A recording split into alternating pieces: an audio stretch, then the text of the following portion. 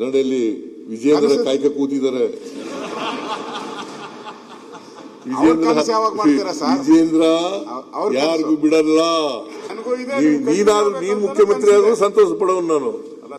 ನಿನ್ನ ಕಿತಾಪತಿಗೆಲ್ಲ ಅವರು ಯಾವತ್ತೂ ಕೂಡ ಮನ್ನಣೆ ಕೊಡಲ್ಲ. ಅಲ್ಲ ಅವ್ರ ಕನಸುಗಳು ಏನಿಲ್ಲ, ಕನಸುಗಳು ಇದ್ದೇ ಇರ್ತವೆ. ನಿನಗೂ ಕನಸುಗಳು ಇದ್ದಾವಲ್ಲ, ಮುಖ್ಯಮಂತ್ರಿ ಆಗ್ಬೇಕು ಅಂತ ಕನಸಿಲ್ಲ ನಿನ್ಗೆ? ಇದೇ ಇಲ್ವೋ?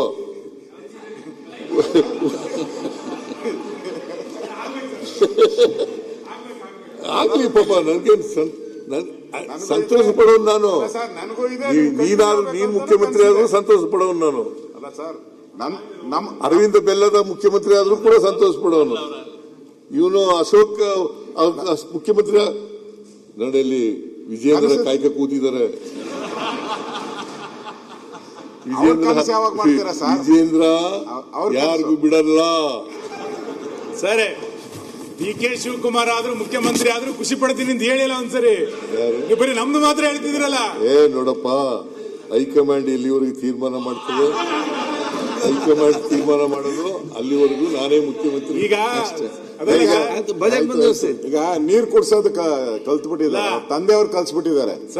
ನೀರ್ ಕುಡ್ಸಿ ನಮ್ಮನ್ನು ಈಗ ಡಿ.ಕೆ. ಶಿವಕುಮಾರ್ಗೂ ಒಂದ್ ಗತಿ ಆತತೆ ಅನ್ಸುತ್ತೆ. ಅಲ್ಲ, ಅಶೋಕ್ ಮುಖ್ಯಮಂತ್ರಿ ಆದ್ರೂ ಖುಷಿ, ನಾನು ಮುಖ್ಯಮಂತ್ರಿ ಆದ್ರೂ ಖುಷಿ, ಅರವಿಂದ್ ಬೆಲ್ಲದಾದ್ರೂ ಖುಷಿ, ಶಿವಕುಮಾರ್ ಆದ್ರೂ ಖುಷಿ ಅಂತ ಹೇಳಿ ಅಲ್ಲ ಒಂದ್ಸರಿ. ಯಾರಾದ್ರೂ ನಮ್ಮಲ್ಲಿ ಯಾರಾದ್ರೂ ಮುಖ್ಯಮಂತ್ರಿ ಆದ್ರು ಕೇಳಪ್ಪ, ನಮ್ಮಲ್ಲಿ 224 ಜನ MLA-ಗಳಿದ್ದಾರೆ. ಆ 224 ಕೂಡ 224 ಜನನು ಎಲಿಜಿಬಲ್. ಅವರಲ್ಲಿ ಯಾರು ಮುಖ್ಯಮಂತ್ರಿ ಆದ್ರೂ ಕೂಡ ಖುಷಿನೇ.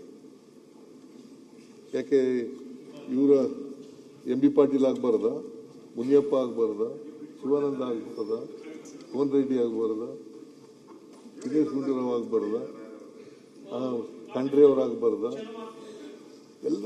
ಎಲ್ರೂ ಯೋಗ್ಯತೆ ಇದೆ, ಅವಕಾಶಗಳು ಸಿಕ್ಕಲ್ಲ ಅಷ್ಟೇ.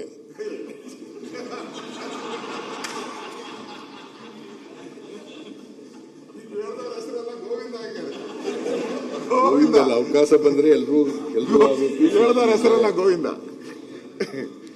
ಎಲ್ರಿಗೂ ಅವಕಾಶ ಸಿಕ್ತಿದೆ. ಅದರಿಂದ ಮಾನ್ಯ ಅಧ್ಯಕ್ಷರೇ,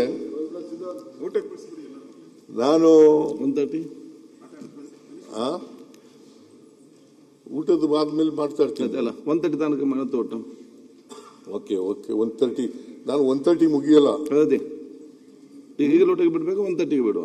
ಊಟ ಮಾಡ್ಕೊ ಬರ್ತೀನಿ, ಆಮೇಲೆ ಮುಗಿಸ್ಬಿಡ್ತೀನಿ. ಇನ್ಯಾರ್ಯಾರು ಬಾವಿ ತೋಡ್ಬೇಕು ತೋಡ್ಲಿ. ಇವ್ರ ಬಾವಿ ಇವರೇ ತೋಡ್ಕೊಂಡಿದ್ದಾರೆ. ಈಗ ಸದನವನ್ನು 2 ಗಂಟೆ 30 ನಿಮಿಷ ಪ್ರಾರಂಭಿಸಿ.